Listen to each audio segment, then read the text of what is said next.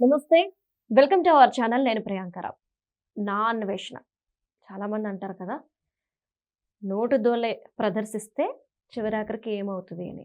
కుక్క కాటుకు చెప్పు దెబ్బ. ఇలాంటి సామెతలన్నీ గూడా ఈ మనిషికి సరిపోతాయి. సీతమ్మ, ద్రౌపది మీద ఎలాంటి వ్యాఖ్యలు చేశారో అందరికీ తెలుసు. దమ్ముంటే రండి అని ఇక్కడ తెలుగు వాళ్ళందరూ గూడా ఇండియాకి రమ్మని చెప్పేసి సవాల్ విసిరితే, నేను రాను బాబోయ్ అని పారిపోతున్న వ్యక్తి, ఇంత పిరికి వ్యక్తి మరి హిందూ మహిళల మీద, హిందూ మతం మీద ఇలాంటి వ్యాఖ్యలు ఎలా చేయాలనిపించింది. పైగా శాపనార్థాలు ఎవరైతే ఫాలో అవుతున్నారో ఈ ఫాలోవర్స్ ఆయన సారీని యాక్సెప్ట్ చేయకపోతే గనక వాళ్ళ మీద శాపనార్థాలు పెడుతున్నారు. అసలు నా అన్వేషణకు సంబంధం లేని విషయంలో ఎందుకు ఇన్వాల్వ్ అయ్యాడో, ఈ విధమైన కామెంట్స్ని మనం ఎలా చూడాలి, దీని గురించి డిస్కస్ చేద్దాం. మనతో మాట్లాడడానికి సీనియర్ జర్నలిస్ట్ సిఎస్ రావు గారు ఉన్నారు. ఆయన అడుగుతాం.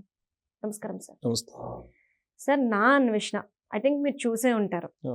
ఇలాంటి వ్యక్తి శివాజీ గారు చేసిన కామెంట్స్కి ఈయనకి సంబంధం లేదన్నాం. ఈయన ఇండస్ట్రీ కాదు, ఎందుకు ఇన్వాల్వ్ అయ్యాడు అనేది ఒక క్వశ్చన్ అయితే, సీతమ్మ గురించి, ద్రౌపది గురించి తప్పుగా మాట్లాడడం, గరికపాటి గారు ప్రతి ఒక్కరు గురువుగా భావించే వ్యక్తి, అలాంటి గురువు గారి గురించి అసభ్యకరంగా మాట్లాడడం, ఆ తర్వాత ఎవరైతే ఫాలోవర్స్ ఆయన ఫాలో అయ్యి సబ్స్క్రైబ్ చేసుకుని వ్యూవర్స్ ఉన్నారో వాళ్ళ మీద శాపనార్థాలు పెట్టడం, పైగా విఘ్నేశ్వరుడు గురించి మాట్లాడడం. మీరు ఎలా చూస్తారు దీన్ని? ప్రధానంగా రాజకీయాల్లో ఏమంటారంటే ఓటర్లో నా దేవుళ్ళు అంటుంటారు. ఎవరు? రాజకీయ నాయకులు. నాన్ వేష్కి వచ్చేసేపటికి సబ్స్క్రైబర్స్, ఫాలోయర్స్ దేవుళ్ళలాగా ఫీల్ అవ్వాలి అతను. ఎందుకంటే ఇన్ని ఏళ్ల పాటు కోట్లాది రూపాయలు సంపాదించాడు అతను. కోట్లాది రూపాయలు, లక్షల్లో కాదు, కోట్ల రూపాయలు సంపాదించాడు. ఎవరి ద్వారా సంపాదించారు? నెట్జన్స్ ద్వారా సంపాదించాడు, అంటే ప్రజల ద్వారా సంపాదించాడు. అతనికి ఉండే ఫాలోయర్స్ ఎవరున్నారు? తెలుగు జనాలే, తెలుగు వాళ్ళే కదా. నాన్ తెలుగు పీపుల్ అయితే ఫాలో అవ్వరు కదా. నాన్ తెలుగు పీపుల్ చూసినా వాళ్ళకి అర్థం కాదు. సో తెలుగు పీపుల్ అంటే అతన్ని ఎవరైతే పెంచి పోషించారో వాళ్ళనే శాపనార్థాలు పెడుతూ అతను వీడియో పెట్టడం అనేది ఇక్కడ చాలా తీవ్రంగా అభ్యంతర పెట్టాల్సినటువంటి పరిస్థితి కనిపిస్తూ ఉంది. అతను వీడియో వింటే ఏమన్నాడు అతను?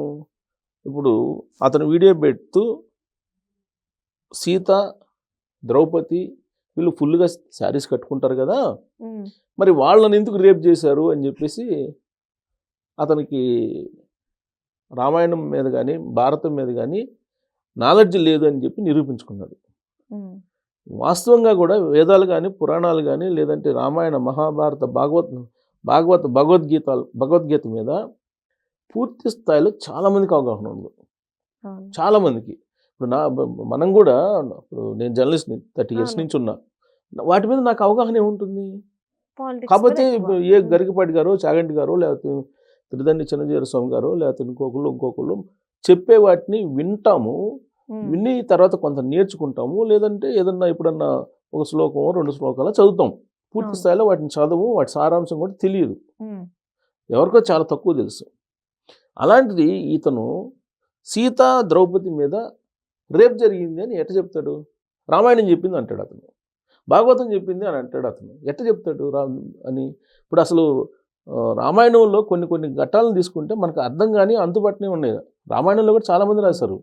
మూల రామాయణం అని ఇట్లా రకరకాల రామాయణాన్ని రాసిన వాళ్ళు ఉన్నారు. రావణుడు అపహరించినప్పుడు సీతను అసలు ముట్టుకోలేదు. ఇది రామాయణం చెప్పేది.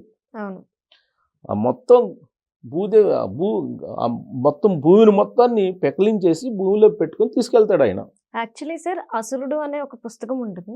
అందులో అంటే ఓన్లీ రావణాసురుడు గురించి చరిత్ర మొత్తం. అందులో కూడా సీతమ్మని తాకినట్టు రాయలేదు సార్. లేదు, ఆయన చరిత్రలోనే లేదు సార్. లేదు, ఇట్లా రకరకాల భిన్నాభిప్రాయాలు ఉన్నాయి. రేప్ జరిగింది అని చెప్పి ఎట్ట చెప్తాడు అంటే, రావణాసుడు సీతను రేప్ చేశాడని ఇతను చెప్పదలుచుకున్నాడు, అంతే కదా. ఆ మాట అలాగే ద్రౌపదిని రేప్ చేశారు దుర్యోధనుడు అనేది చెప్పదలుచుకున్నాడు. అంతకన్నా దుర్మార్గం ఉందా? ఎందుకు చెప్తున్నాడు ఇలా అంటే, అతను ఇన్ఫ్లుయెన్సర్ అయిపోయాడు. ఇప్పుడు అతను ఏం చెప్తే అది నడుస్తుందన్న ఫీలింగ్లోకి వెళ్ళిపోయాడు అతను. అతను బేసికల్గా క్రిస్టియన్. Converted Christian. మన దేశంలో ఎక్కడ కూడా క్రిస్టియన్స్ లేరుగా. కన్వర్టెడే ఉన్నారు తప్పితే ఒరిజినల్ క్రిస్టియన్స్ లేరు. ఇది అందరికీ తెలిసిన సత్యం. సో కాబట్టి ఇప్పుడు అతను కన్వర్టెడ్ క్రిస్టియన్ కాబట్టి క్రిస్టియానిటీని పెంచి పోషించుకునేటువంటి క్రమంలో అలాంటి ప్రచారం చేస్తున్నారు అనేది ఇప్పుడు నెట్జన్ల ఆగ్రహం. అదే కదా, ఇప్పుడు అతను హ్యాష్ట్యాగ్ పెట్టి అంతా మీరు అన్ఫాలో కండి అని చెప్పేసి పెడితే ఒక రోజులో 2 లక్షల మంది అన్ఫాలో అయిపోయారు. 2 lakhs మంది అన్ఫాలో అయిపోయారు. ఇంకా రాబోయే రోజుల్లో అతని ఫాలోయర్స్లో ఎవరైతే ఉన్నారో హిందువులు వాళ్ళందరూ అన్ఫాలో అయిపోతారు. ఇప్పుడు అతని వీడియోలు పెట్టి చూసినందువల్ల వీళ్ళకి వచ్చే బెనిఫిట్స్ ఏముండవు కదా. ఏదో ఇప్పుడు వరకు ఏంటంటే అతను ఏదో నాన్వేషన్ అనేటువంటి పేరుతోటి, ప్రపంచ యాత్రికుడి పేరుతోటి అతను ఏదో కొన్ని షూట్ చేసి పెడుతున్నారు కాబట్టి ఏదో చూస్తున్నారు. బట్ ఎప్పుడైతే సమాజం మీద విద్వేషాలను రెచ్చగొట్టే ప్రయత్నం చేస్తున్నారో అలాంటప్పుడు ఎంటర్టైన్ చేసే అవకాశమే ఉండదు. ఇప్పుడు అదే జరిగింది. ఒక్క రోజులో 2 లక్షల ఫాలోయర్స్ అంటే మళ్ళీ ఈ రోజు ఇంకో 2 లక్షలు పోతారు. ఎవరైతే మీకు ఫాలో చేసి నిన్ను ఫాలో అయ్యి నీ వీడియోలు చూసి నిన్ను ఫాలో అయ్యారు వాళ్ళు పెట్టినటువంటి భిక్షతోటి అతను బతుకుతున్నాడు. అంతే కదా. ఇప్పుడు కోట్లాది రూపాయలు ఎక్కడి నుంచి వస్తాయి అతనికి? అలాంటి వాళ్ళని ఇప్పుడు కించపరుస్తూ ఏమన్నాడు, నేను సారీ చెప్పేశాను మాట్లాడిన తర్వాత, ఈ అన్ఫాలోయర్స్ ఎక్కువ అయిన తర్వాత నేను సారీ చెప్పేశాను, నా సారీని మీరు యాక్సెప్ట్ చేయకపోతే మీరు మొత్తం నాశనం అయిపోతారు, అష్టదరిద్రాలు మీ అందరికి పట్టుకుంటే 2026 కొత్త సంవత్సరంలో. ఇదే చెప్పింది. పైగా నాలుగు మీద మచ్చ ఉంది, తన నాలుగు మీద మచ్చ ఉంది, నేను ఏది చెప్తే అది జరిగిద్ది అని చెప్పి అతను శాపనార్థాలు పెట్టడం మొదలు పెట్టాడు. శాపనార్థాలు పెట్టి హిందూ సమాజం, హిందూ దేవుళ్ళని ఆయన కించపరుస్తున్నాడు. ఎవరి మీద ప్రమాణం చేస్తానన్నాడు? వినాయకుడి మీద ప్రమాణం చేస్తాను. ఎక్కడ? మసాజ్ చేయించుకొని, ఎక్కడ? థాయిలాండ్ లో గుడి ముందు మాట్లాడాడు. థాయిలాండ్ లో మసాజ్ చేయించుకొని సినిమా చూసి వీడియో పెడతాను. థాయిలాండ్ మసాజ్ చేసుకుని అక్కడ ప్రమాణం చేస్తాను అన్నాడా? ఆల్రెడీ అక్కడ గుడి ముందు నుంచి అని నేను మాట్లాడుతున్నాను, కాబట్టి మీరు కనుక యాక్సెప్ట్, మీరు కనుక నా క్షమాపణలు కనుక రిసీవ్ చేసుకోకపోతే మీరు అందరూ చచ్చిపోతారు, మీరు నాశనం అయిపోతారు. ఇదా నాన్వేషన్కి ఉండేటువంటి మైలేజ్ ఏంది? అతను మాట్లాడేంటి?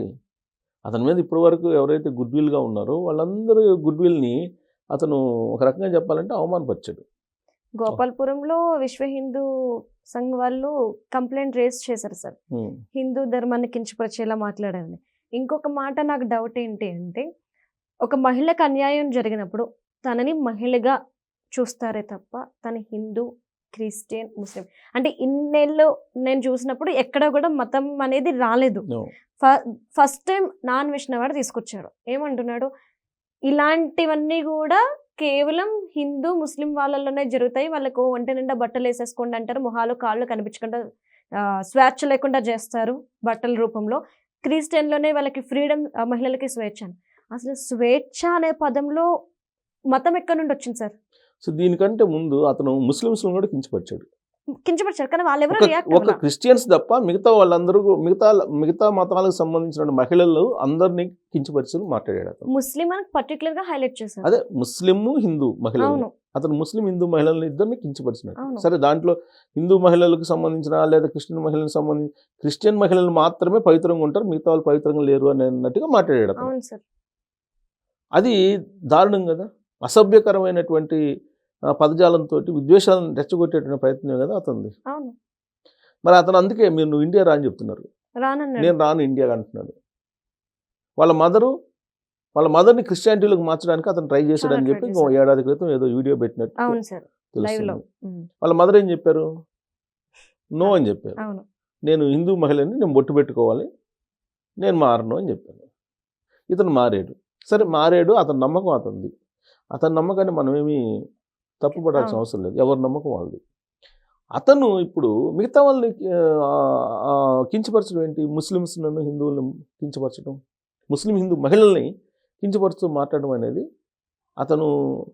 అతనికై అతను బహుశా నేను అనుకోవటం భస్మాసుర హస్తం అంటారు కదా, అతనికై అతను తన పతనాన్ని కోరుకుంటున్నారేమో అనేటువంటి భావన కలుగుతుంది అతను మాట్లాడుతుంటే. ఎందుకంటే అది ఇన్ఫ్లుయెన్సరు. ఇప్పుడు ఆ స్థాయికి వెళ్ళిన తర్వాత మీరు క్రిస్టియానిటీని ప్రమోట్ చేస్తూ మాట్లాడితే ఇష్యూ ఏంటి? శివాజీ గారు అన్నట్టు వ్యాఖ్యలు, దాని తర్వాత శివాజీ గారు అన్నట్టు మాటలకి గరికపాటి గారు గతంలో అన్నది, తర్వాత గంగాధర శాస్త్రి గారు గతంలో అన్నవి, తర్వాత చాగంటి కోటేశ్వర గారు గతంలో అన్నవి, ఇవన్నీ కూడా వచ్చినాయి మన సోషల్ మీడియాలోకి, చర్చ జరుగుతుంది.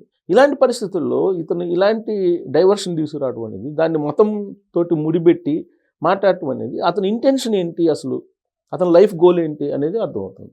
కాబట్టి ఫాలోయర్స్ ఇప్పుడు 2 లక్షలు అయిపోయారు కదా, కంప్లీట్గా అన్ఫాలో అయ్యేటువంటి అవకాశం ఉంది. ఇప్పుడు అతను శపిస్తే భారతదేశం మొత్తం నాశనం అయిపోయే పని అయితే ఈయన దేవుడు ఎందుకు, ఒక ప్రకృతి ఎందుకు? రైట్. బహుశా అతని పతనాన్ని అతను కోరుకుంటున్నట్టు అనిపిస్తుంది. బట్ అలా చేయకుండా ఉంటే బాగుండేది అతను. Right. Thank you so much sir. Thank you.